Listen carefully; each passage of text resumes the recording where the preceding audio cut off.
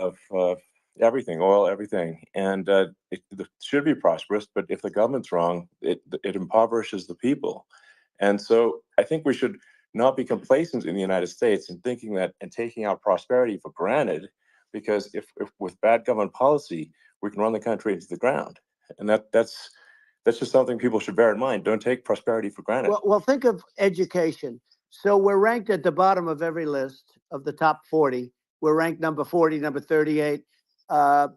Norway, Switzerland, Sweden, different countries are ranked good. Actually, China's pretty close to the top. They're a top 6 or 7. But we're ranked at the bottom, almost at the bottom, 38, 39, 40. In other words, horrible. And yet we spend more per pupil than any other country in the world. So we spend more. And what I'm going to do, one of the first acts, and this is where I need an Elon Musk. I need somebody that has a lot of strength and courage and smarts. I want to close up Department of Education, move education back to the states, where states like Iowa, where states like Idaho, not every state will do great, because states that basically aren't doing good now. You look at Gavin Newsom, the governor of California. He's terrible. He does a terrible job. So he's not going to do great with education. But of the 50, I would bet that 35 would do great, and 15 of them, or 20 of them, will be as good as Norway. Norway is considered great. You can name them. I mean, they're so good. Some of these countries are so good. But if you go into some of these really well-run states, we have states that don't know what debt is. We have states that have low taxes, no debt, everybody working. They're really well-run. Sure. And maybe they have certain advantages in terms of location, in terms of, the land or the sun and the water and the whole thing. There are a lot of advantages that some people have. But if you moved education back to the 50, you'll have some that won't do well. But they'll actually be forced to do better, because it'll be a pretty bad situation. But if you think about it, you'll have some of these states. I'll bet you'd have 30, 35 states. It'll be much better. And you know what it'll cost? Less than half what it is in Washington. And these people don't care about the students in these, faraway states. And it'd be unbelievable. Yeah. I think you're making a good point in that if the states have to if each state has to compete against other states, then people will naturally move to states where it's better. Well, like California, as we said, it's a badly run state. I could go through. I got so many friends that are in those states, even if they're Democrats. I hate to mention certain states, but Illinois is badly run with Pritzker. He's a real loser. But some of these places are just badly run. But it's almost going to force them to run better, and they won't do a good at initially. But you're not going to do worse than you're doing right now. And I would say that the cost, you would cut your cost by 50 or 60%. And you'd have a little monitor. You want to make sure they're teaching English, as an example. Give us a little English, right? Sure. Right. Yeah. No, but I mean, too much. I mean, some of these governors are doing so badly. I mean, they got so many people moving out of their state. They should get U-Haul Salesman of the Year award because they're driving so much U-Haul. It's actually amazing. People moving out. Isn't it amazing to you as a businessman that they can even survive? Like Illinois. So many people are leaving, and you wonder, how do they survive? I mean, how do they survive? I saw where you left California and you moved to Texas. Texas does a great job.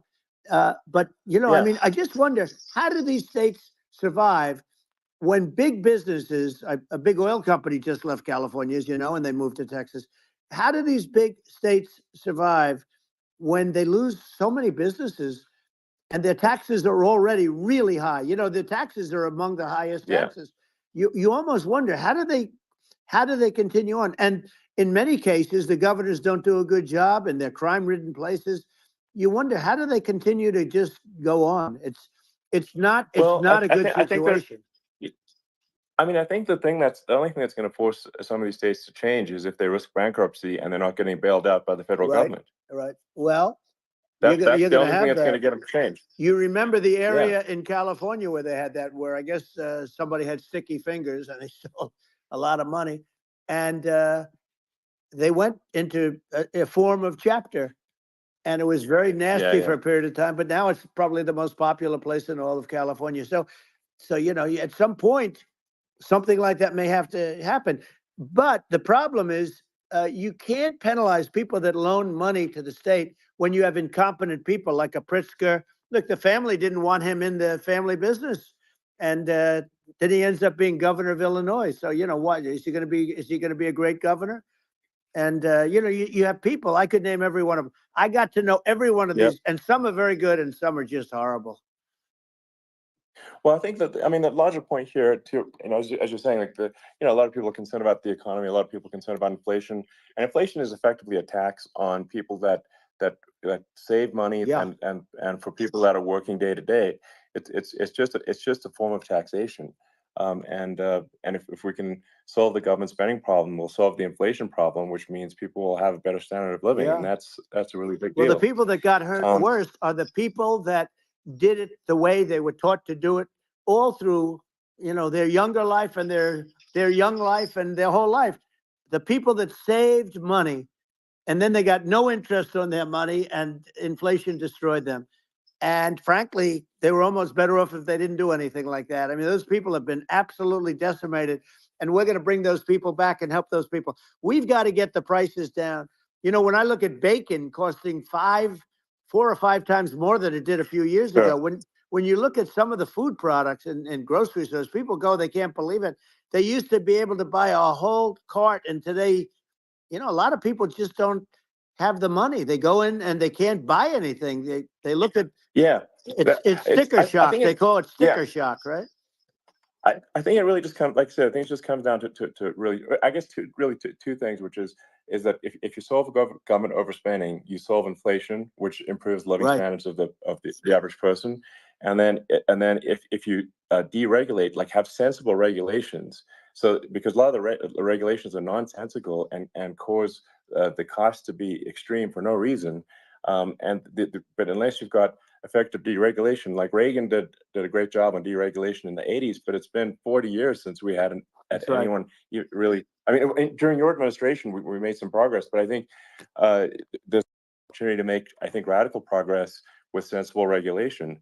And if Well, it was Elon, those two things, yeah, those are the big deals. we set a record. We did more deregulation and more restrictions on all of the different businesses than any other president. Remember, I had the rule for everyone we put in, you have to get rid of 10 or 12. And we did Yes. radical cuts on all of that. And a lot of that's being put back by this administration. And we did radical cuts on things that weren't necessary. But we were all set. We had the best economy ever maybe in the world. And then what happened is COVID came in, and we had to focus on that, and nobody knew what it was.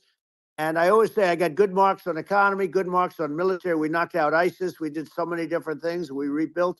But, I never got the credit that we really deserved on what we did with COVID. We never got the credit. But had that not happened, a gift from China, from Wuhan, came in from Wuhan, the Wuhan labs, and I always said it, and it turned out to be right. But had that not happened, we were set to start reducing debt. We were going to reduce taxes further. I gave the largest tax cuts, and we were going to reduce taxes still further for middle income people, not only businesses. But we did it for businesses because they're the ones that's why we had the great job numbers. But we were set to really start reducing debt.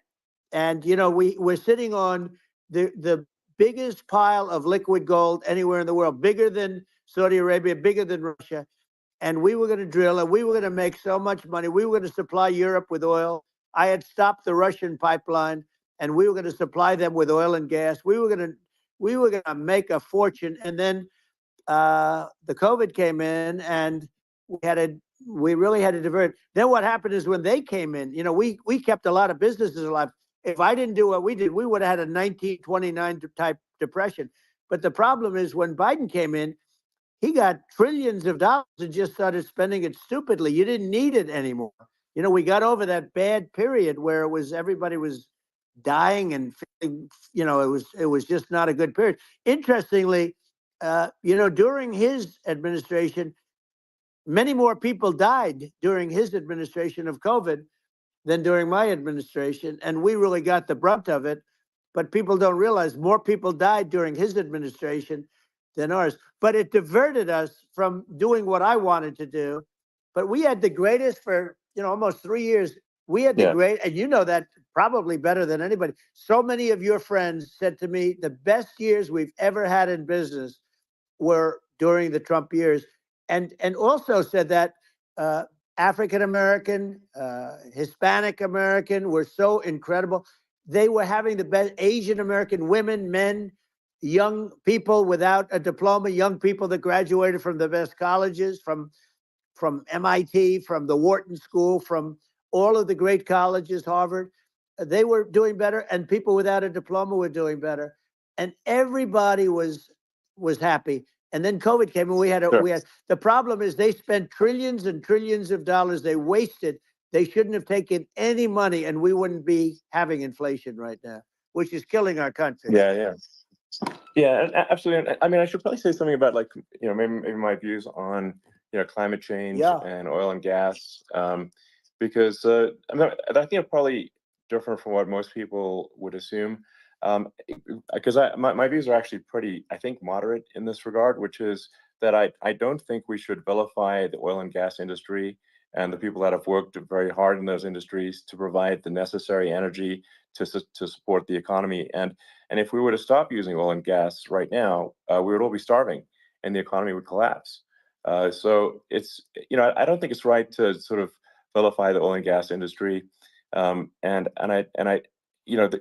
world has a certain demand for oil and gas, and it's probably better if the United States provides that than some other countries. It would help with prosperity in the U.S. And at the same time, obviously, my view is like, we do over time want to move to a sustainable energy economy, because eventually you do run out of. I mean, you run out of oil and gas. It's not there. It's not infinite.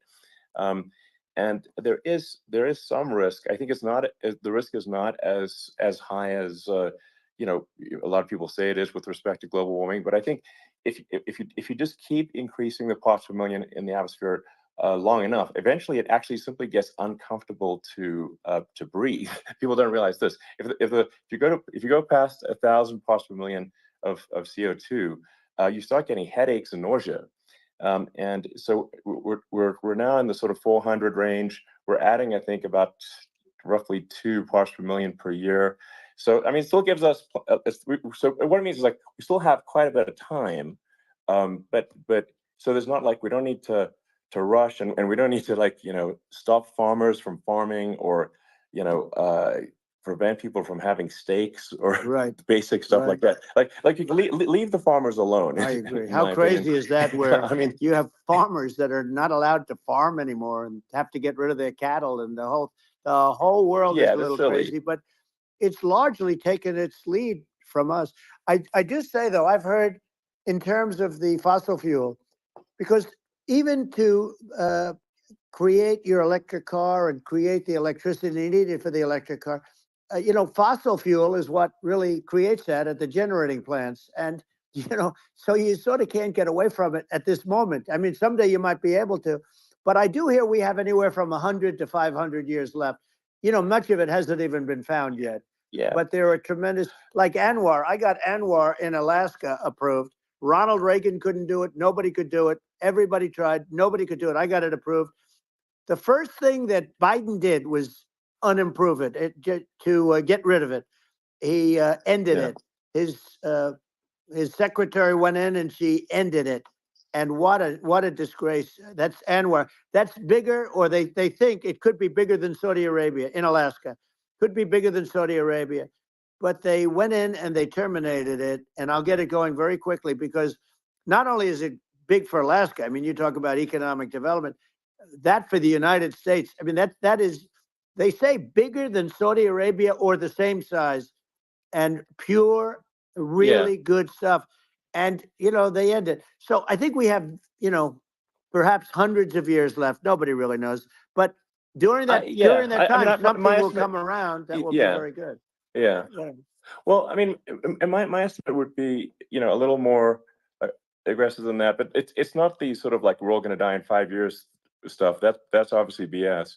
Um, but I mean, my view is like if you just look at sort of the parts per million that increments every year, you get sort of 2 or 3 parts per million every year of CO2.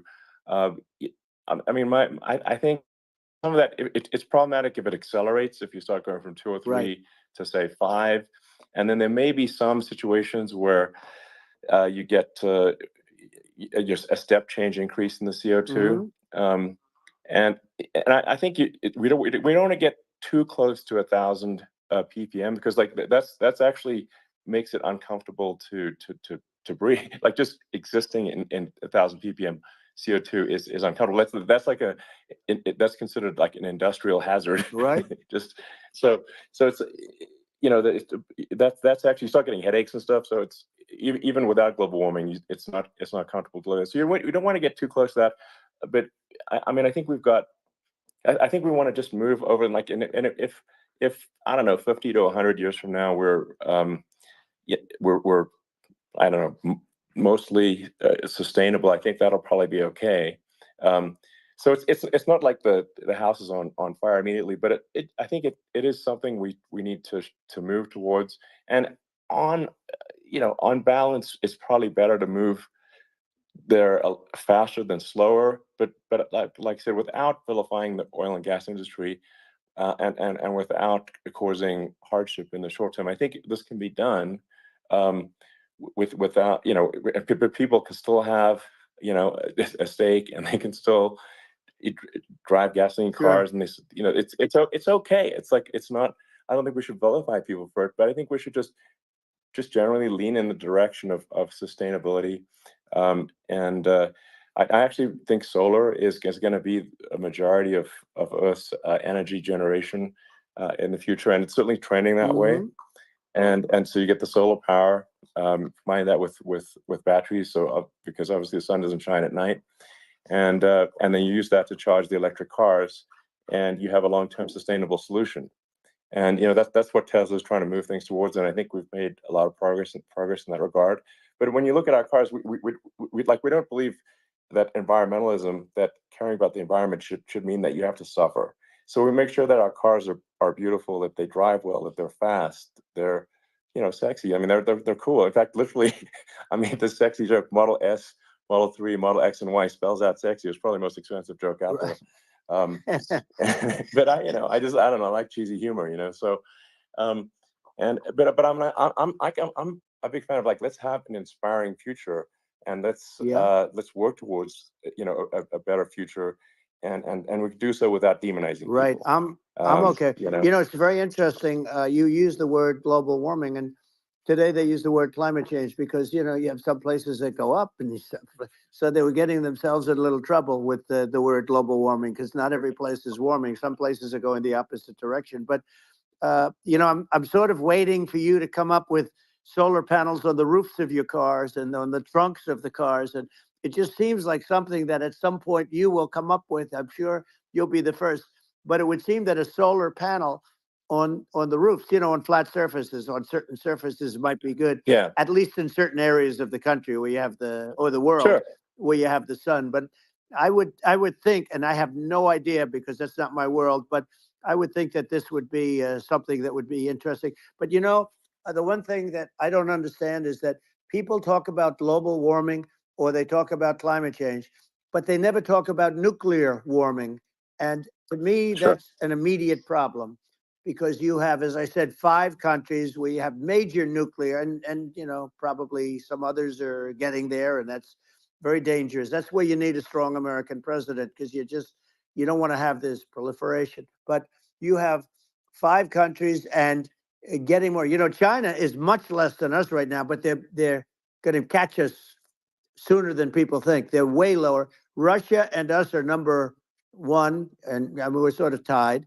And China is far behind, but they're developing at a level that you're not surprised to hear very fast. They'll end up catching up, maybe even yeah, surpassing. But to me, the biggest yeah, problem is not uh, climate change. It's not, and everything's a problem, but it's degrees. To me, the big problem is the nuclear power. The power of nuclear is so great. And when I talk Yeah, yeah. about Nuclear power is underrated. It's I'll awesome. prevent World War Yeah. III, Oh, I will. But the okay. truth is that you have to, because this is no longer army tanks going back and forth and shooting at each other. This is Yeah. a level of destruction and power that nobody's ever seen before. Yeah, and actually, there's the bad side of nuclear, which is a nuclear war, very bad side. But there's also, I think, nuclear electricity generation is Absolutely. You're underrated, right. and it's actually, people have this fear of nuclear electricity generation, but it's actually one of the safest forms of electricity generation. It's just a huge misunderstanding. Um, and if you look at the injuries and deaths, caused by, say, I mean, I'm not going to try to pick on coal mining, but just any kind of mining Right. operation, and there's a certain number of injuries and deaths per year. And you compare that to nuclear. Nuclear is actually way better. So it's underrated as an electricity source, and I think it's something that's worth reconsidering. But there's so much regulation that people can't get it done. So that, Maybe they'll have sort to of change the have it, name. The name is just, it's a rough name. There are some areas yeah, it's a rough when name. you see what happened in, Good bad right, branding. The we'll have to branding's rough. rebrand it. We'll have to give it a good name. We'll name it after you or something. No, No, it has a branding problem. When you see what happened, it does have a branding problem. when you see what happened in Japan, where they say you won't be able to go on the land for about 3,000 years. Did you ever see that? And in Russia, where they had the problem, where they, there's a lot of bad things happened, and they have a problem. And they say that in 2,000 years, people will start to occupy the land again. You realize it's pretty bad. No, that's not true. But you're right no, about it. It's amazing. It's actually not that bad. So like after Fukushima happened in Japan, like people were asking me in California, are we worried about like a nuclear cloud coming from Japan? I'm like, no, that's crazy. It's actually, it's not even dangerous in Fukushima. I actually flew there and ate locally grown vegetables on TV to prove it. And and I donated a solar water treatment, a solar powered system for a water treatment plant. And Yeah, but you haven't because the been danger feeling is so just well lately, and I'm worried about it. no, but I mean, I'm it's just only kidding. it's I'm fine, it's like Hiroshima and Nagasaki were bombed, but now they're like full cities again. So right. it's Well, that's really great. not That's something great. that. That's Um, great. so it's not as scary as people think, basically. But Yeah. let's see. I mean, are there some other topics we should touch on? Like lawfare. I think Well, we need to be concerned about. what they've done to this country. Obviously, Yeah. yeah. Well, we just won the big I mean, case in Florida. This was a Biden administration did something that's never been done in this country, and that's go after their political opponent, me, with this nonsense and just nonsense. And the big case in Florida we won, but they always pick a judge and a jury, and they use local DAs, they use the local attorney generals, like Fani, Fani, spelled Fani, Fani, and it's yeah, all a big hoax, and it's all run from there. Like in Manhattan, the one of the top people from the Justice Department went in, ran Manhattan, ran the state. The Letitia James deal was run by a person from the Department of Justice, Biden. They've never done this before, sure. and they set up a very bad precedent. It's called lawfare, warfare. Yeah, It's a terrible thing, and never happened in our country. It does happen in banana republics and third world countries, but it's never yeah, happened. And the incredible thing is it actually drove my numbers up because people see, fortunately I have a platform like you, or, in all fairness, like a conversation like this, where I can talk about it and people understand. I mean, you fight for election integrity and you end up getting indicted because you're fighting for election integrity. And when the day comes that you can't fight for election integrity, you don't have a country anymore. So what happens yeah, is they went after their political opponent, me. Now Biden's, close to vegetable stage, in my opinion. Okay, I looked at him today on the beach, and I said, why would anybody allow him? The guy could barely walk. Why would anybody allow him? Does yeah, he have a political advisor that thinks this looks good? He thinks this looks good because it looks so bad, and it's ridiculous. I mean, and he's been doing that right. for a long time. He can't lift the chair. The chair weighs about 3 ounces. It's meant for children and old people to lift, and he can't Yeah, lift it. The whole thing is Well, crazy. he's clearly not, I mean, he's clearly like, we just don't have a president right You now. don't That's have a just obviously president, the and case. she's going to be worse than him because she is a San Francisco liberal who destroyed San Francisco, and then as Attorney General, she destroyed California. You talk about location, and we're talking about the sun and the water and all. There's nothing better than California. She has destroyed that. She was the original DA. She was the original in San Francisco. She was the original Attorney General in California. What she has done to California is, well, you know better than I do. You just left California for a lot of those reasons. And what she's done with crime, with cashless bail, where you kill somebody. I mean, we have states there you kill somebody and they let you out right away. I mean, you don't have to even put up, and then they never find the people unless they kill again, and then they let them out again. Our country is becoming a very dangerous place. And she is a radical left San Francisco liberal. And now she's trying to protect. Now she's looking like she wants to be more Trump than Trump, if that's possible. I don't think it's possible, but she wants to be more Trump than Well, Trump. yeah, I want a wall. I think that's, She yeah, wants to release all the yeah, prisoners that are in detention, and some of these guys are really bad. right. That just came Yeah, I out just saw today. that. She Yeah, doesn't want to build the wall, even though the walls work. Walls and wheels. You know, in your business, everything you do is obsolete. Almost, well, not the tunnels, but everything is obsolete. Even your rocket ships, they're like a month later, they're obsolete. You find a better way to. The only thing that's not obsolete is a wall and a wheel.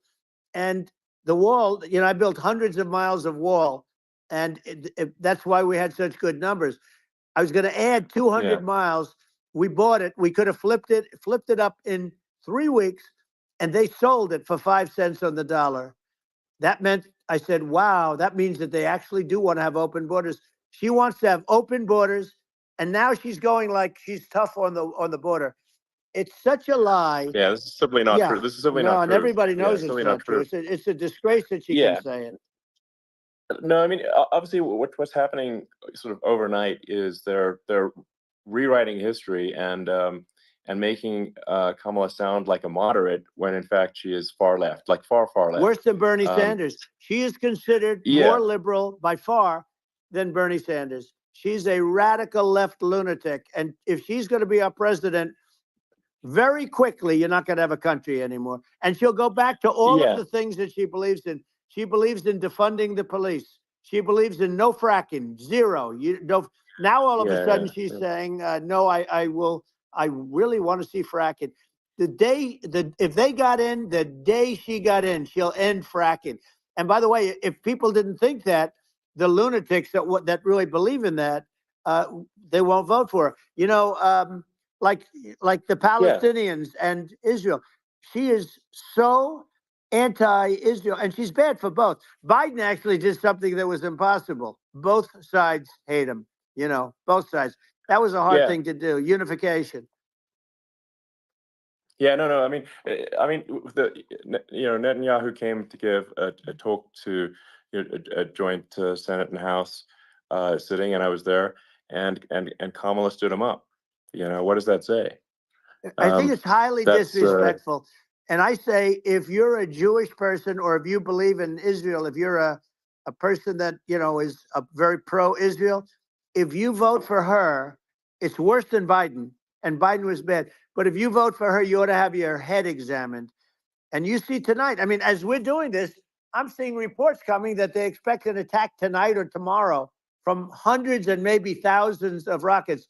Their Iron Dome, as they call it, as we all call it, but their shield that they build, that can be swamped. We'll use the term that's yeah, appropriate, swamped. But they yeah. swamp it by shooting enough missiles. You know this better than anybody. By shooting enough missiles, Sure. they can't defend themselves. They just obliterate the whole Yeah, place. And that's what some people think they're looking to do. And we have no leadership. There's no respect for the United States of America with these people. And I'm telling you, yeah, she'll be worse than him because she's a believer yeah. No, in I being think you're right. radical left, and he wasn't. I think you're right. I mean, you really, it's important for the public that may be listening to this to look at Kamala's track record, before the last month, and say, is that a track record you agree with? And I think if you're an independent moderate, you definitely would not agree with it.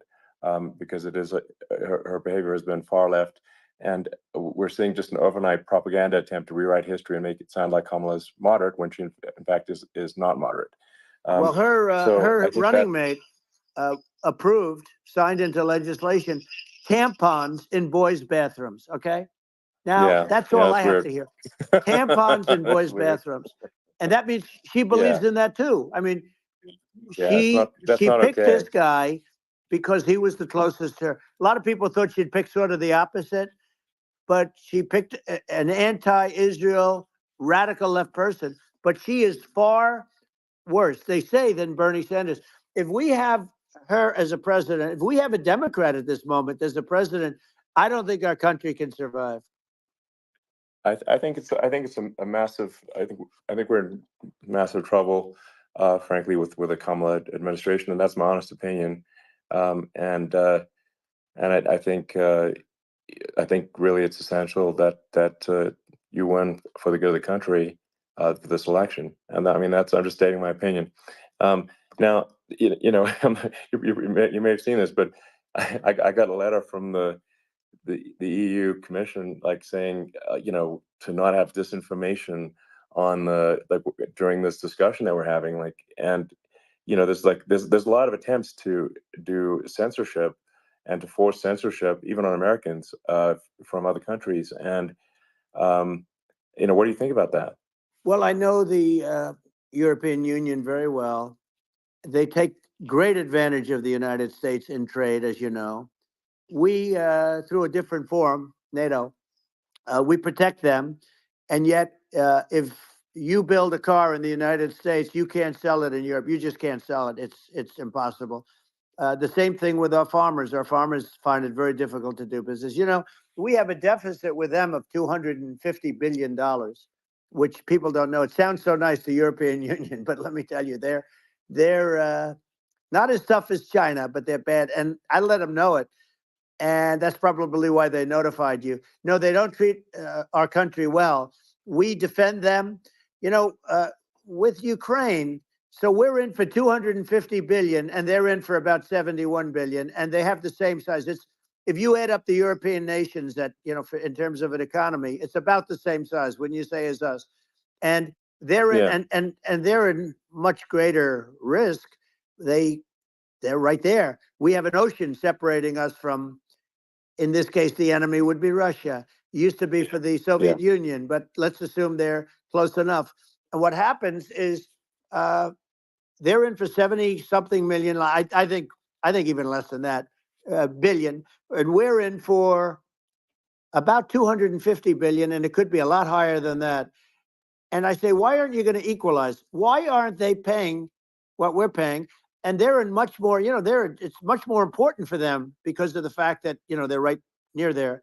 I mean, they're all sort of in that location. We're not. But they yeah, should, and I did it with NATO. There were only 7 countries that were paid up in NATO out of 28 at the time. And the United States yeah, was the United States was subsidizing NATO, tremendously subsidizing NATO. And I went yeah, in and I said, you yeah, got to pay up. If you don't pay up, we're not going to defend you any longer. I took a lot of heat, but you know what happened? Billions and billions of dollars came flowing in, and yeah. I think a lot of the public isn't aware of the fact that the United States pays a disproportionate share of the NATO expenses. and then we get Even though, taken like, advantage of on trade. So think yeah, about it. well, I mean, the point of NATO is defending Europe, and it's it's like, then okay, well, why is the United States paying disproportionately more to defend Europe than Europe? That doesn't make sense. That's unfair, and that is an appropriate thing to address. Well, Um, when you talk about so cost cutting and savings and everything else, I mean, honestly, look, there's nobody that feels worse about the Ukraine situation than I do, because I know it would have never happened. I know Zelensky. He was very honorable to me, because when they went with the Russia hoax and they said I had a phone call with him, he said it was a perfect phone call. It was a great phone call. He could have grandstanded and, said, oh, he was very threatening. He said, no, it was a very nice phone call. I called him up to congratulate him on his win, and you end up getting impeached because these people are yeah, yeah, lunatics. I was talking about the difference from the people within and the enemies on the outside. in many cases, the people from within are more dangerous for our country than the Russias and the Chinas. If you have a smart president, you're not going to have a problem with them. You're going to do things. Yeah. Now they've taken advantage Yeah, of us absolutely. incredibly, but you're going to do things with the right person. Yeah, well, I think it's obvious that you're a believer and an advocate of free speech, because during your first term as president, you were attacked relentlessly every day, often very unfairly, with with false attacks, and you didn't try to shut down the media. You didn't try to uh, inhibit their freedom of speech, and I think that says a lot. Well, the good thing is that you and I have, and some people, very few, we can get the word out. Although sometimes it's hard because they don't want to print it. Like we're having a great conversation right now. Kamala wouldn't have this conversation. She can't because she's not No. smart. She's not a smart person, by the way. She can't have this conversation. And Biden, we don't even have to talk about it. I mean, he couldn't have this conversation. He would have given up on the first half of a question. He would have walked out. He would have said, "Where am I? Where am I going?" So anyway, but Yeah, no, he wouldn't have this. that's true. Not a lot of people would have this conversation, but we cover a lot of territory. But the beauty is that we can have a conversation, and Yes, you I'm can actually able have a to get it out conversation. because I get I think treated this is unfairly by the a really press. big point. You can actually have a conversation with you. Yeah, it's nice, isn't it? And you can't have a conversation with Biden or Kamala. It's like it's not possible. That's true. Um, so this is like talking to an NPC. No. So it's just impossible. Well, but think of it. We need a man or person who's unbelievably sharp in order to stop all the nuclear danger and all the dangers that I'm talking about. And I got along with all these. I got along with Kim Jong-un. We had dinner, we had everything, and he really liked me, and I got along with him really well. By the way, he's the absolute boss over there. A lot of people said, "Oh, do you think he really?" that's for Let sure. me tell you, I saw things that you don't want to know about. He is the boss. But we had a good relationship, and he doesn't like Biden. He considers him a stupid man. He said he's a stupid man. Well, at least he speaks his mind. But in this country, you're not sort of allowed to say it, but I guess you are. You should be allowed to say it if it's true. But we need smart people, and we need people that have an ability to lead. And she doesn't have that ability. Can you imagine? Now, Chairman Xi very well. Can you imagine her and him negotiating, or No, it's even silly. It would be standing silly. together? It is, the whole concept is ridiculous. She is terrible. She's terrible. But she's getting a free ride. I saw a picture of her on Time Magazine today. She looks like the most beautiful actress ever to live. It was a drawing, and actually, she looked very much like our great First Lady, Melania. She didn't look. She didn't look like Camilla. That's right. But of course, she's a beautiful woman, so we'll leave it at that, right? Yeah, well, maybe like I think part of what people in America want to, people in America want to feel excited and inspired about the future. They want to feel like the future is going to be better than the past, and that America is going to do things that are greater than we've done in the past, reach new heights that make you proud to be an American, and excited about the future. They want the American dream back. They want the American dream back. More important than anything else. It's like you don't have that today because the people, they've been just sucked. They see incompetent people running our. The Biden thing is very interesting. People just found him to be incompetent, and when I debated him, I was like, "Is this for real?"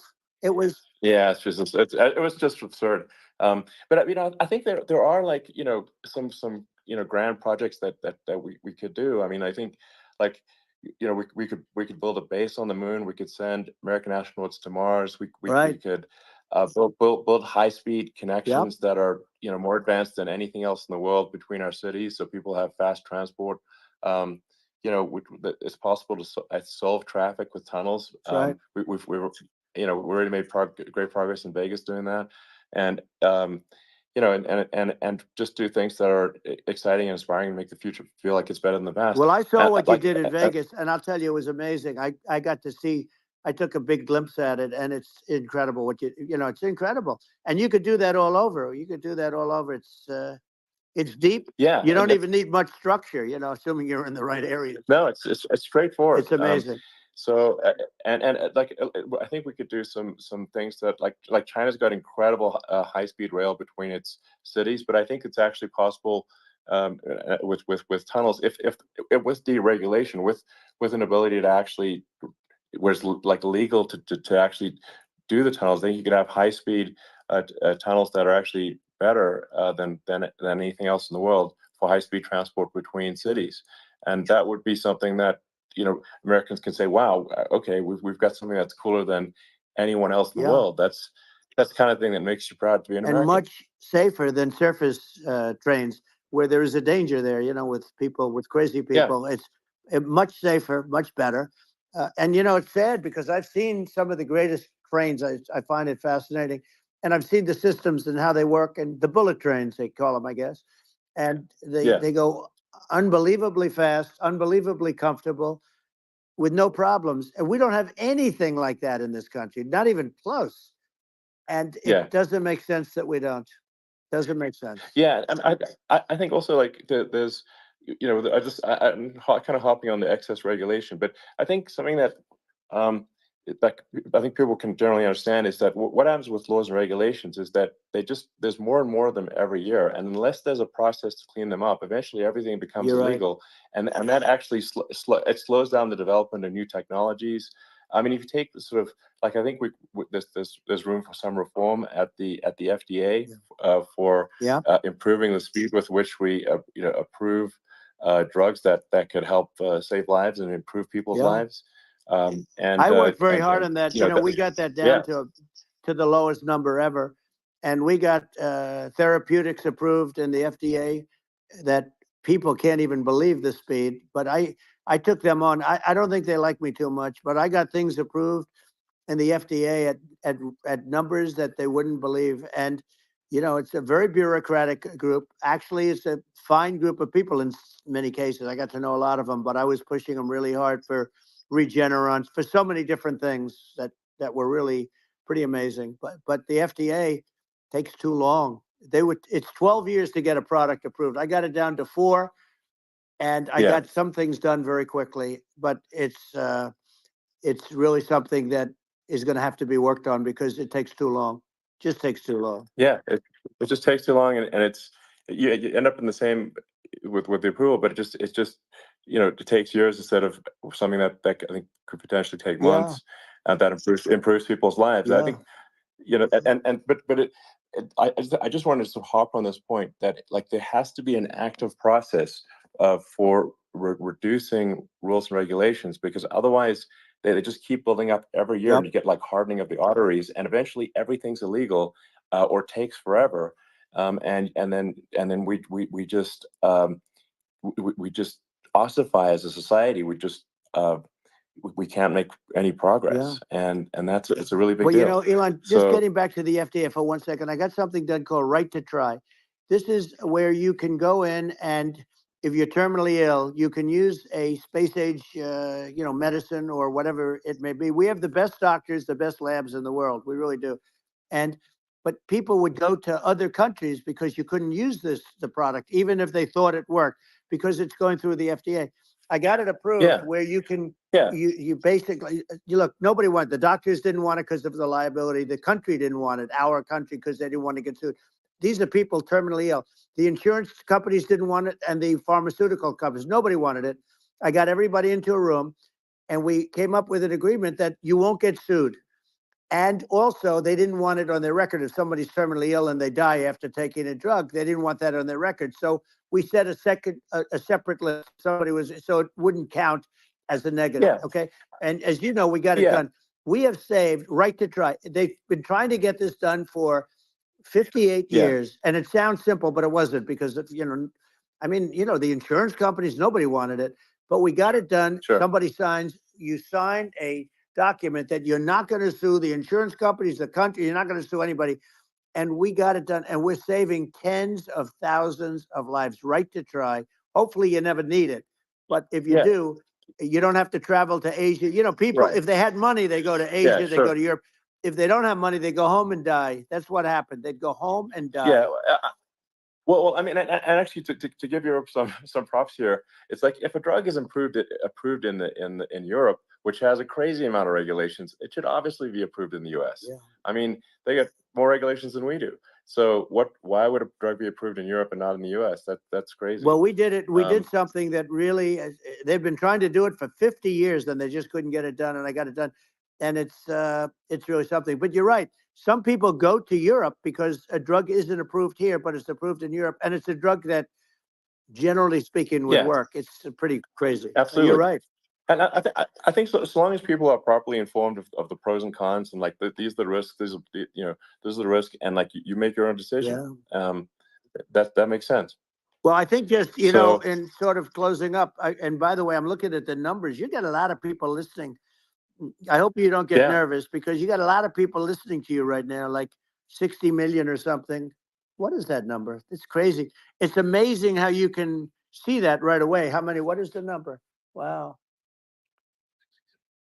What is it? Well, wow. I think in terms of people, that's bigger than you said. You said 25, and you're much more than double that number, 25 million. I think you're going to be 60 or 70. And I guess over a period of time, hey, I congratulate you. Do I get paid for this or not?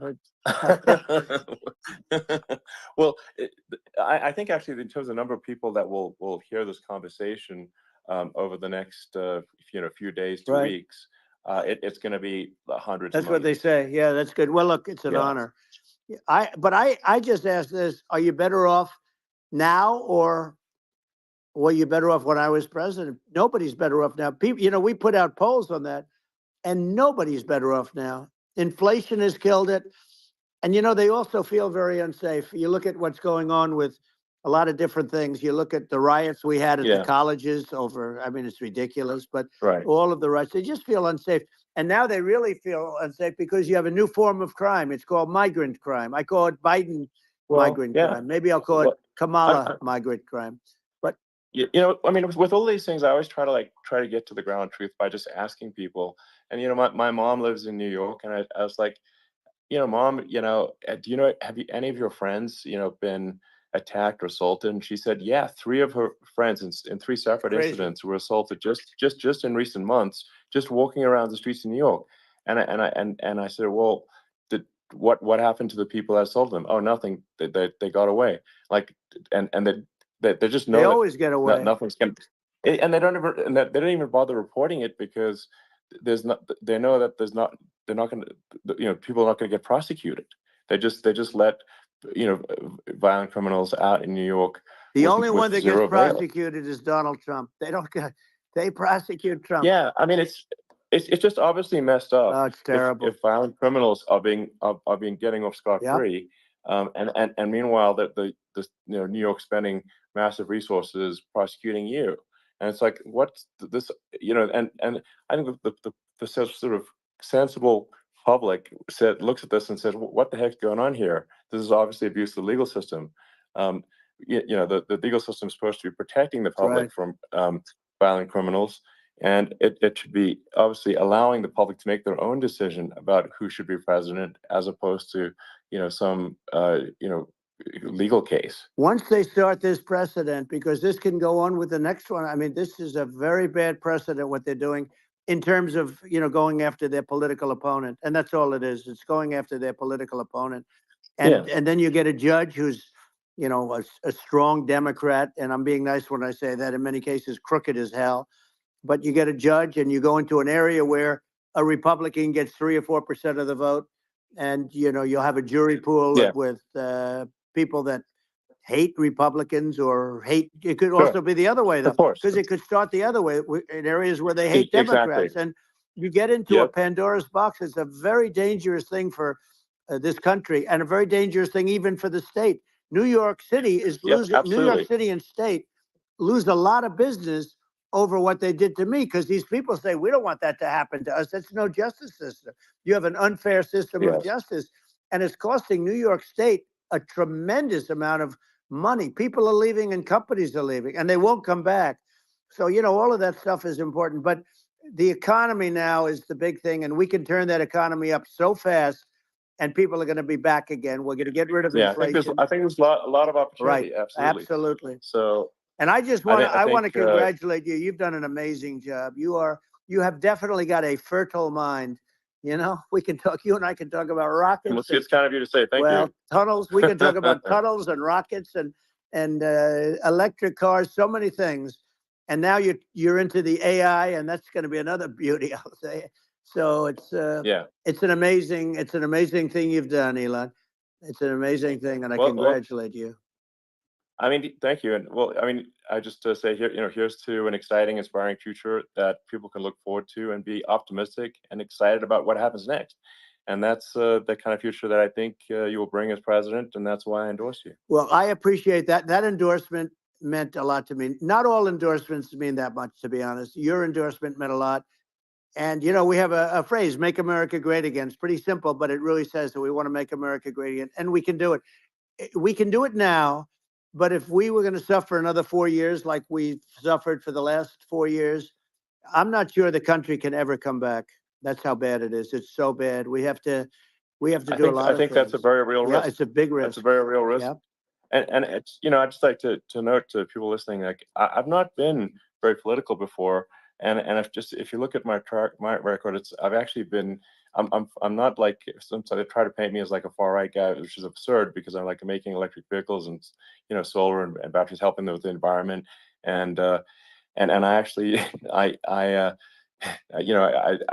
supported Obama. I stood in line for 6 hours to shake Obama's hand when he was running for president, and so it's not like I'm like some sort of dyed in the wool long term Republican. I call myself uh, historically a moderate Democrat, but now I feel like we're really at a critical juncture for the country, and uh, I think a lot of people thought the Biden administration would be a moderate administration, but it's not, and obviously we're just going to see an even further left uh, administration with Kamala. That's my honest opinion. I mean, her dad is literally. I mean, she was brought up as an actual. Her dad is a Marxist economist. You can Google it. I mean, it's not a. We're not making this up. That's how she was brought up. So, and we want to have a future that is prosperous, and I think we're just at this critical juncture, and I think this is a case of the America is going to at a fork in the road, True. and I think it will take if the path to, like you are the path to prosperity, and I think Kamala is the opposite. Then that's my honest opinion. I'm gonna get attacked like crazy, and I've also experienced quite a bit of lawfare myself, and but I'm just trying to tell people my honest opinion, and I haven't been really active in politics before, and I'm just trying to point out that my track record historically has been moderate, if not moderate, slightly left, and so this is to people out there who are in the moderate camp to say I think you should support um, Donald Trump for president. And I think it's actually a very important junction in the road, and we're in deep trouble if it goes the other way. Well, I want to thank you. And, I actually always did think of you as somewhat left. I must say that. So it's Yeah. even more of an Well, honor to yeah. have your endorsement. I know how strong you feel about it. But, when you think of her, San Francisco, 15 years ago, I had a great friend, Bob Tish. He said it's the greatest city in America. And now it's almost not livable there. And California likewise. And she was involved in the destruction of San Francisco and the destruction of California. And she will be involved in the destruction of our country if people are so unwise as to elect her. And I hope that doesn't happen. And I hope the elections are going to be run honestly. And we're going to turn this country around. We're going to do things and we can do it fairly quickly. And we have to get rid of the criminals that have been, given to us by other countries as they laugh.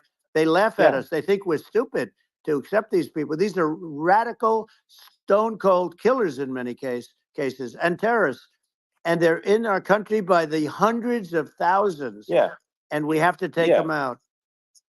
Yeah. I mean, if I could summarize it, perhaps, I think these are issues that I think most people in America would agree with, which is that we want safe and clean cities, we want secure borders, we want sensible government spending, we want to restore both the perception and reality of respect in the judicial system, just stop the lawfare, and I think that's like, and how are those even right wing positions? I think those are just that's just common sense, and that's I mean, would you agree with that? 100%. I don't understand. The whole, they call it progressive. They don't like the word liberal anymore, but call it liberal or progressive. I don't understand how somebody could say that it's okay for them to empty prisons into our country.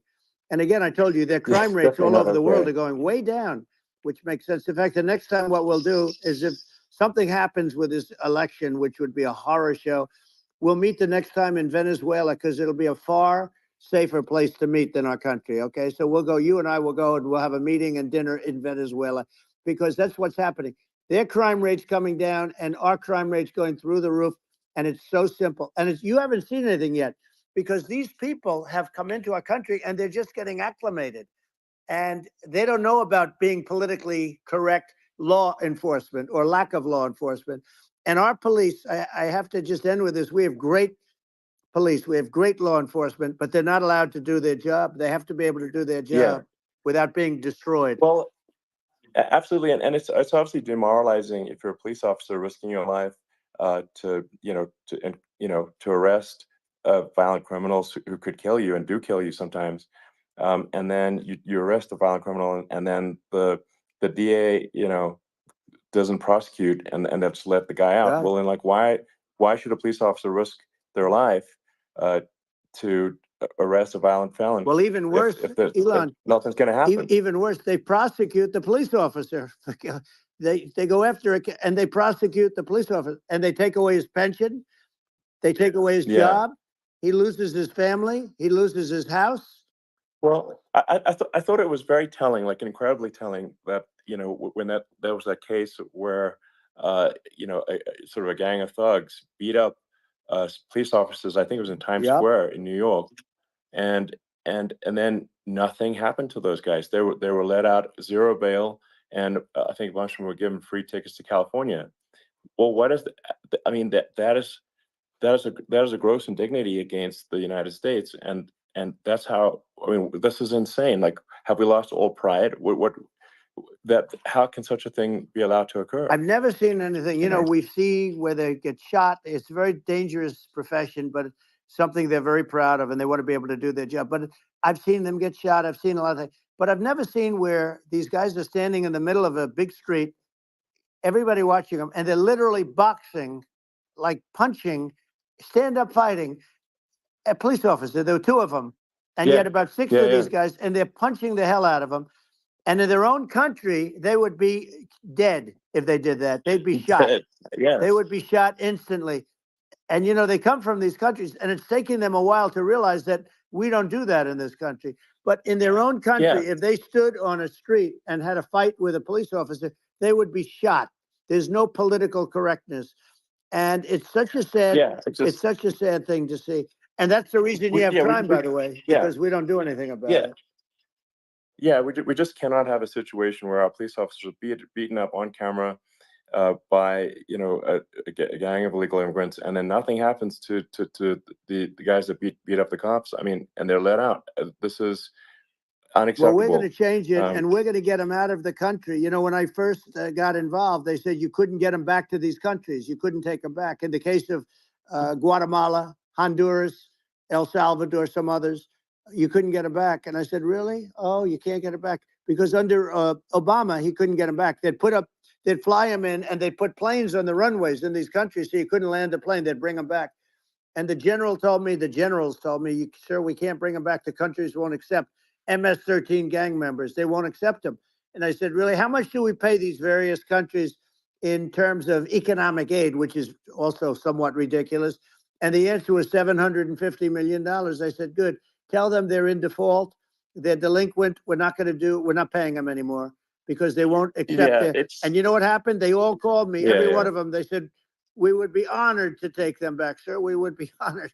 It was so easy. But it's one of those things. And we got it back. We took in so many, the MS-13 is probably the worst gangs in the world. They're the most vicious, violent. We took them out of here by the thousands and got them out of here. And their countries took them back.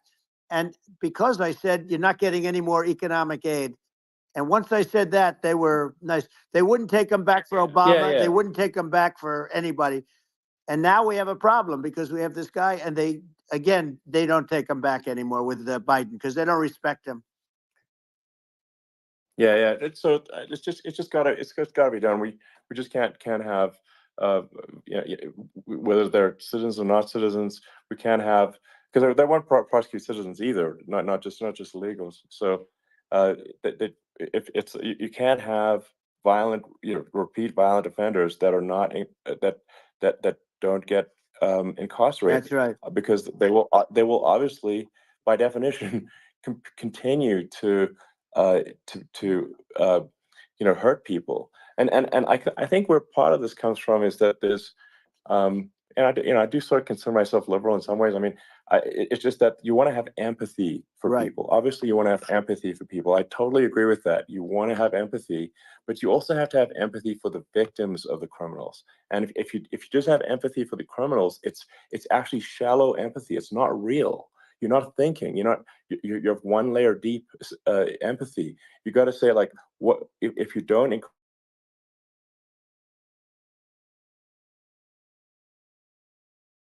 rape someone, if you don't incarcerate them, you have to have empathy for the victims.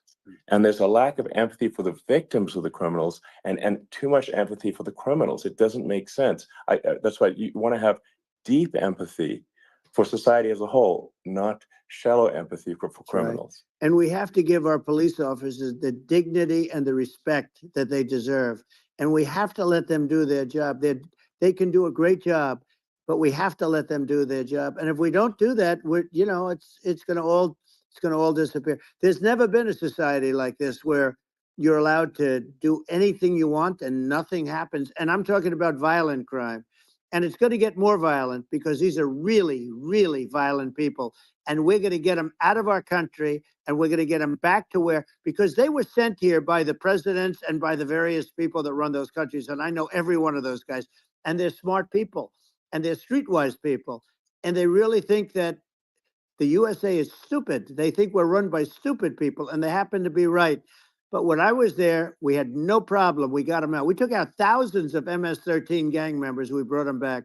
And now, again, it's the same old story. We don't do it.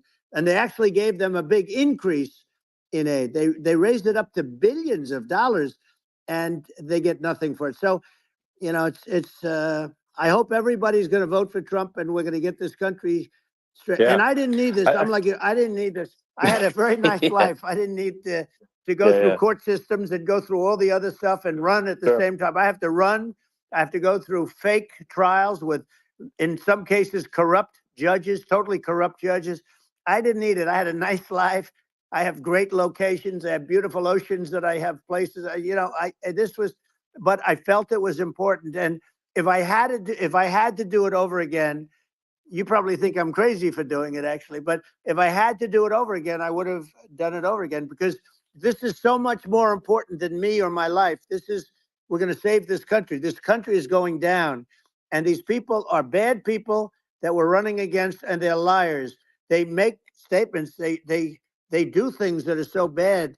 They say they're going to make a strong border. They say they've been great on the border, and they've been the worst in history. They say they're Yeah, going to it's stop horrible. Like, crime. the And facts speak for themselves. The it's so facts incredible. speak for themselves. Like, it's gotten to the point where people just don't even bother reporting crime in a lot of That's cities right. because they know nothing is going to happen. That's what I hear anecdotally from people all the time. So it's just my values. I'm just saying to people out there, like, the things I think are important for the future is, like, we've got to have safe cities, we've got to have secure borders, we've got to have sensible spending, and we've got to have deregulation, and Right. so we can have a prosperous future. And then we want to have some exciting, sort of moonshot projects that people can get fired up about.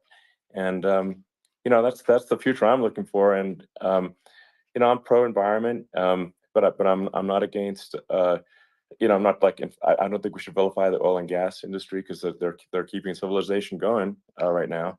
And but I do think we want to move, at a reasonable speed towards a sustainable energy economy. Those are my values, and I think, and so, I mean, that's why I'm supporting you for president. Well, I appreciate it. We're going to give incentive to companies to come into our country, not to leave our country. We're going to be giving tremendous incentives. We want companies to build here, not to build in other locations. And we want to create jobs. Again, it's about the American dream. You don't hear about the American dream anymore, Elon. You don't hear. You're the American dream in the truest sense, but you don't hear about the American dream anymore. And you're going to hear about it. People, they need that incentive to go out and do it. And they're going to love their lives. I mean, they're going to look forward to getting up in the morning and going to a job that they love, not a job that they can't stand, or not any job at all where they have no money, where they literally have no money. And then they end up with violence and lots of other problems. No, we're going to do some great things. And I learned a lot in the first. We had a great economy and all of that. We rebuilt the military, we did so much. But I also learned the best people. I learned the good people, the smart people, the dumb people, the people that can do things, the people, you learn. When I first came in, I tell people I was in Washington, D.C. only 17 times, according to the fake news media. I was in 17 times. I never stayed over. And you don't know people. You rely on other people to give you names, and then you realize the people you relied on weren't so good. Now, we had great people, but we also had some where I wouldn't have, used them had I known. Now I know everybody.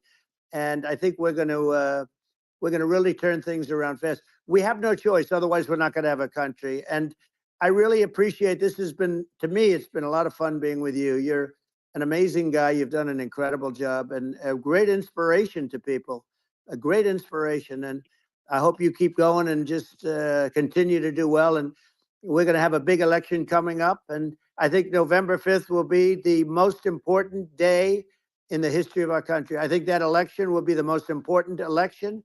And I think it'll end up being maybe the most important day in the history of our country, because if we don't win, I just feel so sorry for everybody. No, I think we're at a fork in the road of destiny of civilization, and I think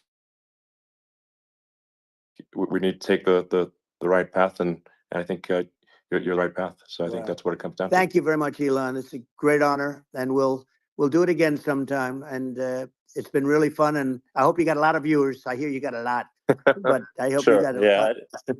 I know you got a lot of them. So I appreciate it. I'll see you soon. All right, sounds good. Thank you. Thank you, Elon. Thank you very much. Bye.